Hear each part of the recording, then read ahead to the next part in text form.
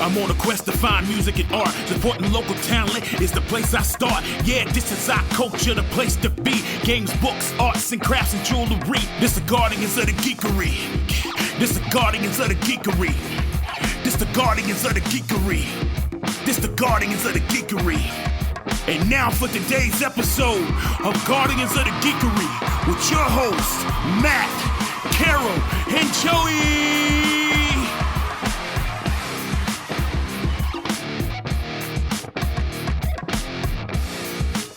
Okie dokie, Guardians of the Geekery podcast back with another Geekery Market edition for 2026. Oh my gosh, I know this seems like it's still far away, but it's really not. It's coming so fast.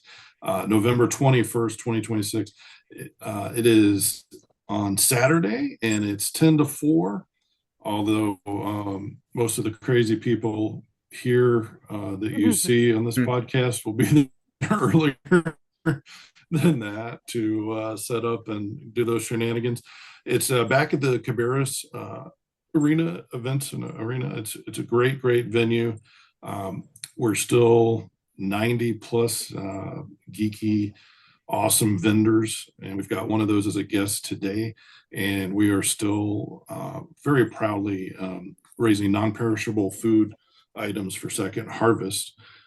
So because of that, if you could just bring a non-perishable food item in, it's completely free to get in. And so we, in lieu of that, in lieu of admission, we'd love for you to contribute and help out our neighbors across the region here. So very excited. And hey, we've got somebody brand new here. We've got John Cutrone, yes, with Wizard Wares. And Yes.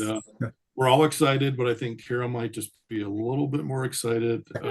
I may than have us. a couple of Tolkien tattoos, like his Yeah. initials on my body. So Of course, as you do. But welcome, John. We really Thanks for appreciate having you me. taking time to be with us. And also, we were just talking a few moments ago before we hit the big old record button. You're kind of new to vending as well. Is that right? That's correct. About a year and a half now I've been doing it. that's not too Okay. So yeah, still learning the ropes. Yeah. That's awesome. So we're just going to jump right in. Can you show us some of your wares? Please show us some of your wares. Yeah, of course. The thing that started it all, I make the Gandalf inspired, Hobbit inspired pipes. Oh my gosh. They are functional. That's always the first question I get. I've gotten into making these cute little stands for them because, it's kind of sad and wimpy just laying on its side. Me personally, I usually just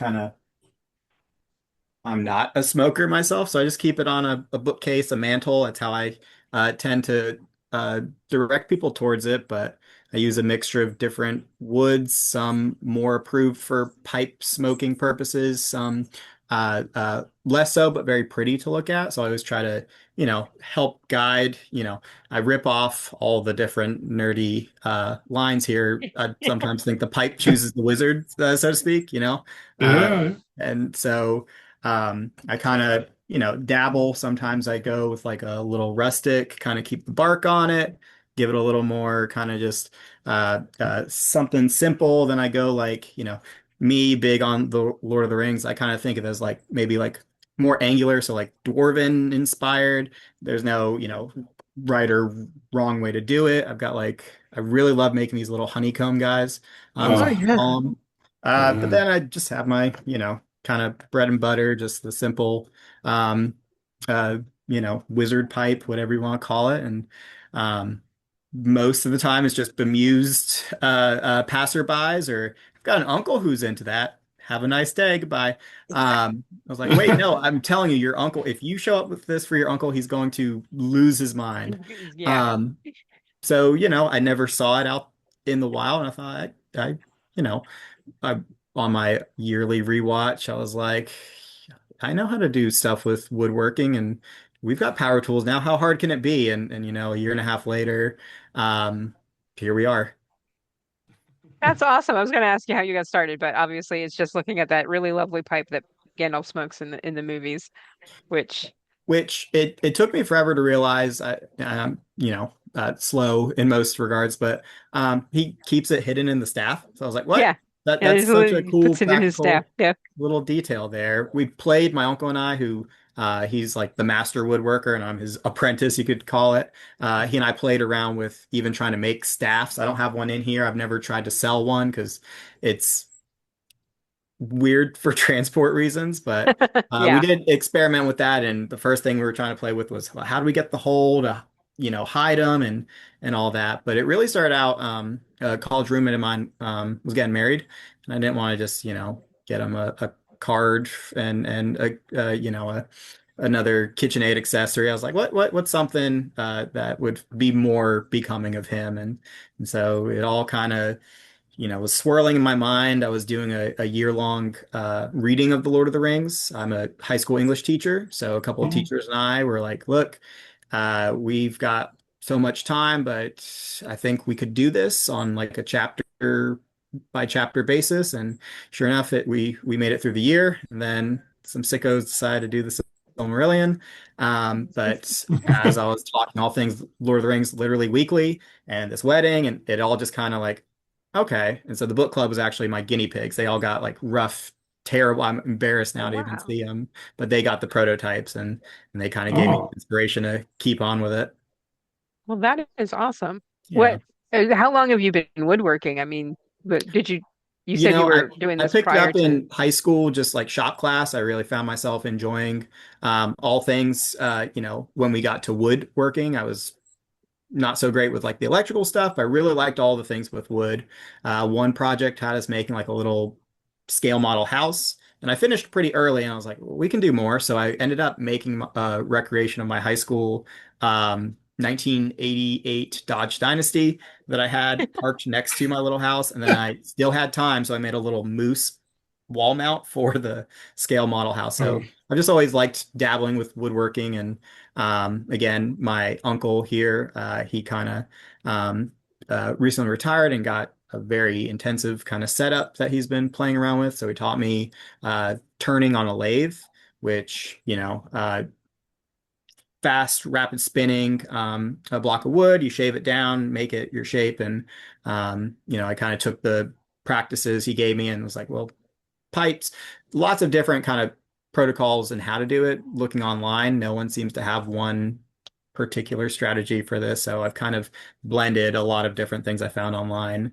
And now I've got it where I'm pretty happy. I can comfortably make these and not lose my fingers. yes. that's always a Are you plus. really a woodcutter? Because you have all 10. I'm concerned. Right? So that's the test. It's like, never trust a skinny chef, right? So that kind of don't woodworker with all his fingers, I suppose. Oh, I that's great. love the feel of wood because of the fact it's just like such a living thing as opposed to metal or some of the others that Yeah.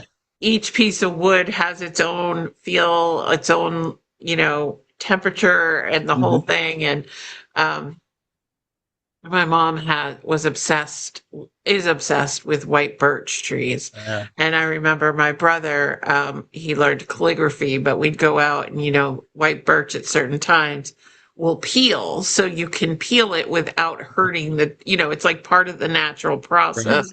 And then he would like inscribe verses, whether they Oh, were biblical or, poetry or yeah. whatever inside of them. And, it was just, I love wood. It's just such a beautiful. No two pieces, like you said, are alike. You're turning a piece of wood and you find like, oh, a grub made a hole. This was his home, and sorry, little buddy, that I've destroyed your hole. But now it gives your wood, your piece a little extra character and different grain patterns and different colors. Then you can use stains to highlight the natural. Now it's such a fun thing again to experiment. And again, summer breaks as a high school English teacher are really great for kind of messing and honing with the craft and just experimenting. Where do you source your wood from? So in the very beginning days, it was just like stuff I was finding in my yard. Not so great now. To like be out here saying, yeah, I just found this musty old piece. So I kind of dabble between a couple different. Unfortunately, I have to give Jeff Bezos a pittance here and there to get turning blocks. I tend to get like pre kind of cut walnut and cherry wood blocks. But there's also a spot that I wish I could remember his name. I did Matthews Comic Con not too long ago and met a fellow woodworker, and he turned me on to a great spot up in kind of the Concord region. Oh, cool. Can't remember the name. I've been one time. I need to um, revisit it here before the end of the Was it summer. Upcycle Arts? No, but I No. think what was it? It's like a warehouse of. I mean, it was amazing for like all things woodwork, wood Oh, turn. wow. So it's like a warehouse of wood? Yeah, yeah. Oh, Like wow. picture the lumber section of a Home Depot or something, but it's dedicated to especially like exotic, like Brazilian, pine nut or whatever, like just stuff you wouldn't normally get your hands on. As a pipe maker, briar wood is the kind of typical wood you'd expect to get. I've learned that the Gandalf pipe is called a church warden pipe. All the weird crap you pick up in doing this, but I learned briar is the wood, but briar is also goes for like $60 for like a hunk. Oof. And so kind of experimenting, looking at woodworking forums, I've kind of landed on cherry wood as my kind of a lot of the fruit tree woods are very good for eating, smoking, that kind of use. The cherry wood especially just turns really nicely. It has a really pretty, you can kind of see here. It's just got this nice light color, so I can leave it as is, or I can stain it. I usually kind of add this walnut color food safe stain to make it closer to the hue that you see in the films. But sometimes I'll just leave them natural. And go from there. But I've really found I'm liking the cherry blocks. I can get it both Amazon, unfortunately, and the wood warehouse is what I'm going to call it for the proper I bet that name. warehouse smells fantastic. It Yes and no. Oh, Um, it's like, like because even like turning walnut, like it'll start to kind of like aggravate you, even though it's pretty on its own. But once if you take your mask once off the of it, it's oils. still kind of floating around. It's just Oh, yeah. yeah. Okay. So yeah, I can see where breathing might be a problem, but I love the smell of wood. So Yes. a lot of 13-year-old jokes are going to be floating around with us saying wood this much on a podcast. Well, It's a new I'm drinking used to game. stupid 13-year-old jokes, and it's just part of my life. At this point, I've accepted it. How As long a have you teacher, been I a think you have teacher? to. I've Yeah. been teaching. This is year 10 for me. Oh, wow. Yeah. Oh, wow. So somehow I You, haven't pulled all my hair out. I haven't gone I know, like you still shock have hair. white. It's not gray. I'm like, I'm concerned. I'm the one who just sits in the corner and keeps his feet on the desk. And no, I'm kidding. I love Haven't it. lost your like will to live? I mean, Like everyone asks that, but I think high school is the sweet spot. You can level with them, like you can kind of be rude back to them when they're being like now they'll cut to the core. They'll say the thing you're most insecure about in a heartbeat. Like they can clock that immediately. But for the most part, you can level with, okay, you're probably upset because you're ready to get out of this small dumpy town. You're upset with boyfriend, girlfriend, you're upset with mom, dad, job, whatever, those problems that you can kind of get to the matter of. Give me a little kid covered in like, fluids, snot, blood, whatever, and I can help germs, you there. Yeah. the And have you smell, been baby smell. have you been to the Geekery market yet, or do you have no idea what Uh-uh. you're about to walk into? I Oh, have okay. no earth idea. I mean, the photos online kind of give me a sense. I've been to Charlotte Comic Con just as a participant. I've done a couple of things here and there, but usually they're just like either I've kind of started to move away from like the wine mom art in the alley style, like live, laugh, love palooza, like just all that's all that seems to be getting sold, and then me selling pipes that you know get Trust me, stares. you have found your audience. You have definitely found Yes. your audience. And Yes. so No. yeah, lately I've done like Rock Hill Nerd Fest was a great time. Matthews Comic Con was a blast. So I've finally started kind of, and Yeah. so the algorithm is helping me out a little bit more by getting me eyes on y'all. Yeah. I did not get to attend Matthew's Comic Con this year, but Matt was there representing us, Uh, which was only appropriate that Matthew would be at Matthew's Comic Con. Um, It was in but my yeah, contract. Yeah. Matt, did you yeah. see the wrestle? Did you see? Were you around for cosplay wrestling? I saw a little bit of it. The weather kind of delayed it Yeah, briefly, that but they did end yeah. up doing it, and I'm telling you, you haven't lived till you've seen a bunch of little kids like cheering on Spider-Man as he's battling Bane in a ladder match and getting thrown out the ring, and it was Uh, insane. And then yeah, the Thunder comes in and unfortunately shut it down, but it was a hoot. We Yeah. thankfully are inside for the Geekery market, so rain yes. or Great. shine, we are happening. Perfect. Yes. But yeah, no, when your application came through, we were like, except, like, Except, yeah, it's like this that is was our really Yay. people, truly not even an like, accident. yeah. Yeah. And it's always, for us, the fact is that we are a market specifically geared towards geeky buyers. Yeah. Like, this is it. We're Charlotte Comic Con, even Matthews Comic Con. There's that mixture of people who are, coming to try to buy toys or Uh-huh. collectibles or different things like this. We focus on the handcrafted juried market. So, Yeah. first of all, there's nobody else in your category, by the way. Nobody else is making pipes that I'm aware of, I'm unless they looking for my suddenly. people. If anyone can help me Yeah. get in touch with, because I know whatever I'm doing is uh, you know, room for improvement. I'd love to learn from someone who actually knows what they're doing. Yeah, but there's definitely other wood folks there, but they do different things with their wood pieces than you Yes. do. Yes. That, again, I'm thinking of all the 13-year-old comments that are going to appear now. But yeah, so we definitely have wood crafters, Mhm. but nobody else is doing Nobody's really this. And doing that. the fact that you have your wizard hat and your thing, I always find that people. So here's okay. So as a new person, let me take my 10 minutes to get on my soapbox. Can I do that, Please. Carol? Like, Carol can stop me, but anyway. Um, so here's my tips for anybody who is new. First of all, if I walked up to your booth, Mhm. can I find the name of your business? Yeah, I have like I was excited. I went to UPS when I was getting started. I've got like a little flag Sign. banner thing that, yeah. So, Yeah. So I mhm. always tell people I should be able to see your sign whether I'm standing back or standing in front of it. Those are my two Yeah. tips. So like if you come to our booth at like Charlotte Comic Con, we have a banner that we have a runner that hangs down. So if Mhm. nobody's in front of our booth, you can see that it says Charlotte Geeks or Geekery Market, depending Right. what we're promoting. But Right. then on the table, we actually have signs as well. So if somebody is standing in front of the runner, blocking it, Yeah. we have a banner, we have this.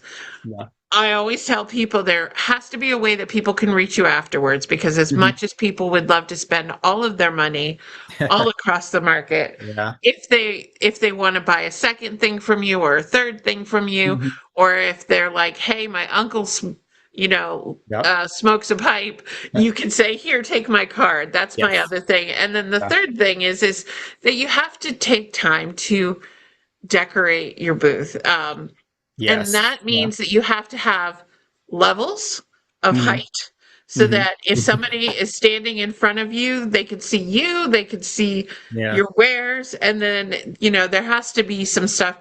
And then the final thing is you have to have space. I have Mhm. some people that you go up to their booth and it is so, we've talked about this before. They put out all 500 pieces that they brought with them Yeah. at one Yeah. time. And then your eyes, especially if you're on the spectrum with ADHD or Mhm. whatever, your eyes are just going all over the place and there's no Mhm. place for it to rest. Yeah. So you have to be able to position your stuff to sell, to be able to replace easily, for people to buy. Let me see your Mhm. prices, let me Mhm. know your name, and give me a reason to stop by. Yeah. We've had people that dress up in costume that do very well because that Yeah. stops people in their tracks. And Carol and I would travel around to cons together, and I'm the talker, and she's the one that knows stuff. Yeah. So, like, as I was learning all my fandoms, I get excited about all the fandoms, but I'm Of not the expert. So I would go to Carol, what is that? What are they dressed as? And she would tell me, and then I'd be the talker. Uh, She would be like, please don't make me talk to people. And that's fine because she could, like, give me the info. That's So, my job. I it drink and I know things. yeah, exactly. She does both well too. Yeah, so but yeah, so that's kind of my thing is like Yeah. if you know that you're an artisan and you love, whittling the wood, but Mhm. you are not a talker, I again see here 13-year-olds in my head, then get a hype person. If you're Yeah. the hype person, know how to support the person that you're there with. Yeah. And I find that people that do that and pay attention, and then my other piece of advice for new people in the business is when you get to an event that's not your event, right? Or it's not a well attended event. How do you Mhm. handle a bad event?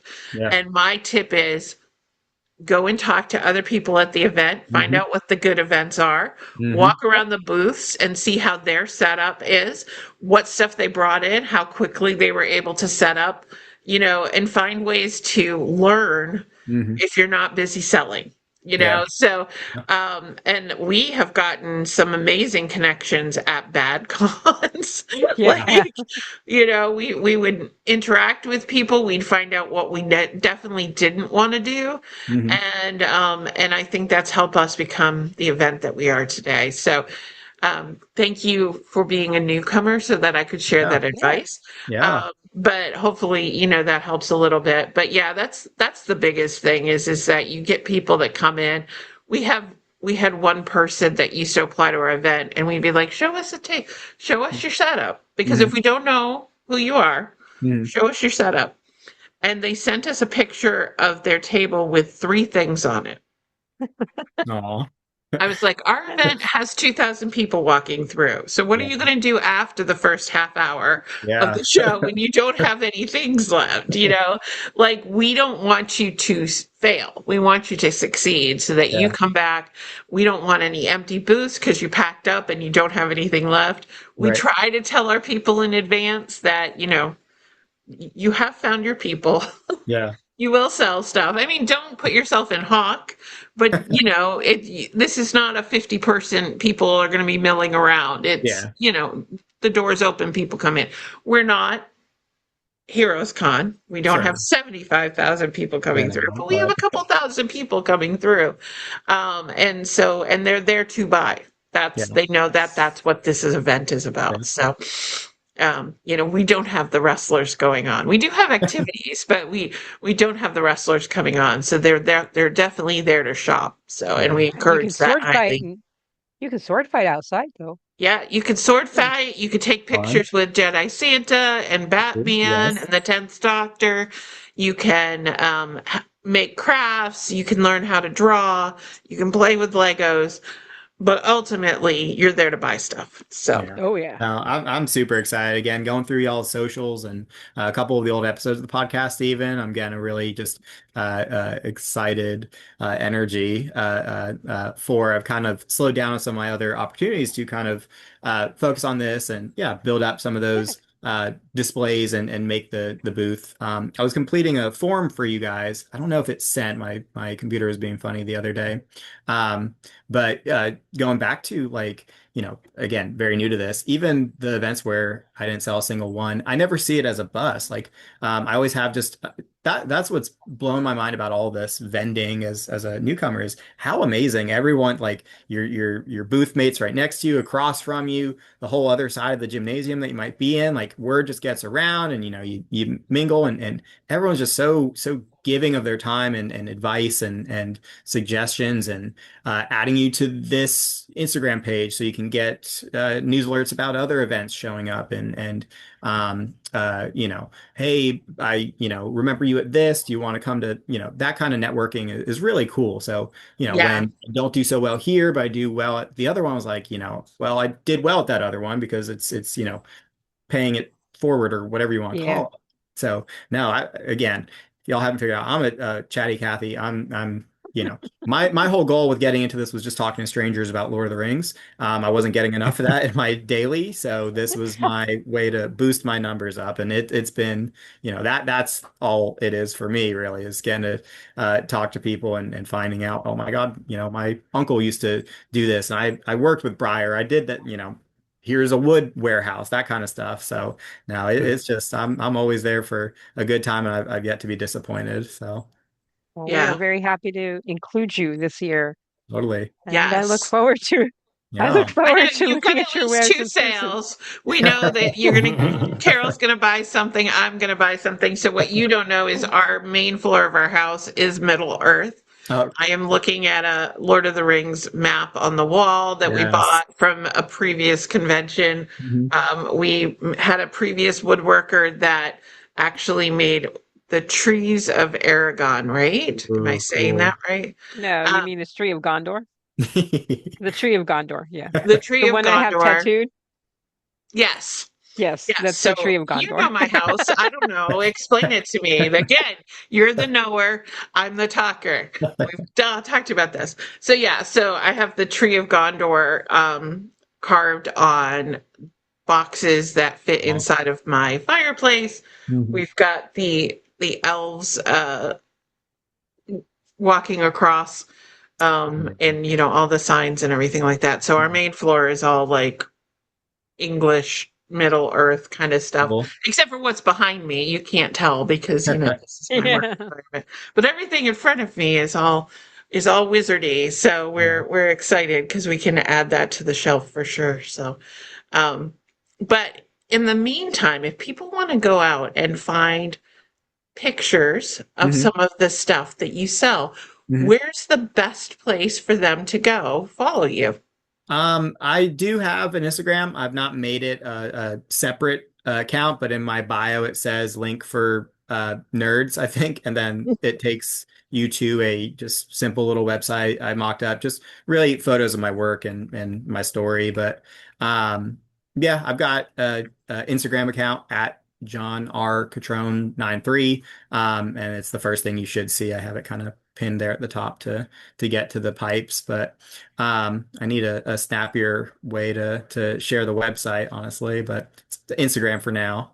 We Will you? we do have you linked on the Charlie Yeah, Cates I did see Geekery that. Market Yeah. Yep. there. I clicked on that earlier, doing a little bit of Yep. show prep. So Yep. Yeah, I saw it. It's even like it's flashing like awesome. new vendor or something. I'm like, Yeah, oh, I Yes. feel so we're welcome. excited to have you.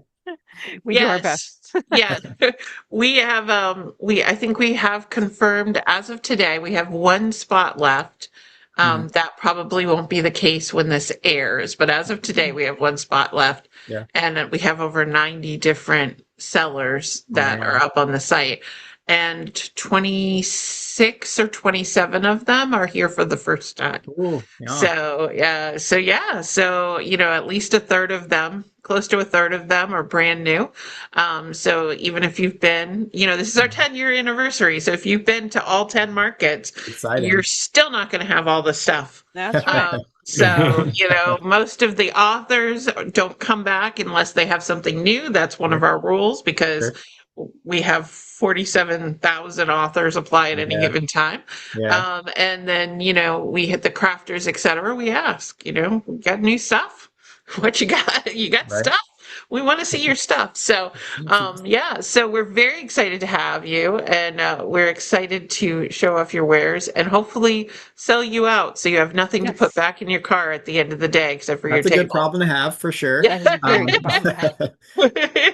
Yeah, I will say that we probably have one of the quickest pack-ups of any events that we've been to because Yeah. there's not much for you to take home. So we do have a rule, I don't like empty spaces in my event. So we do have a rule that, you're there from 10 to 4. Yeah. And we had one person who was selling Josette's Joyous Cakes, which her stuff was phenomenal. Ooh, But she yeah. was selling like cakes in a jar and Yeah. different things, and they got down to like one cookie, in a bag, had it there. You were kind of like, we feel like we shouldn't sell it because we don't want to not have stuff because you told us. But it was their first time there. So they were like, you said there would be people, but we have lots of event showrunners that tell us there will be people. And, and then we're selling food to each other. We're not selling. So, but yes, they were like, no, we're staying. We're staying. Our husband's like, no, we're not taking a chance you won't take us back next year because we left early. We're staying. So bring enough to sell. And obviously, if you've got pre-orders, the best way to support local artists is go on their website, buy it ahead of time, tell them you're going to be at the market. That way you don't have to worry about something that you see online not being there. And John doesn't have to worry that he's spent this money on a table and he's going to go home with nothing, which we're not worried about. But, it always helps, especially if it is a Christmas present for your uncle. Right. You don't want to find out, hey, uncle, that thing you said you really liked, I couldn't get it for you because I overslept and got in there late and it was already sold. So, right, Carol, you were going to say something. Yes, no, I'm good. I'm good. Okay. All right. Well, listen, John, it's so great to have you.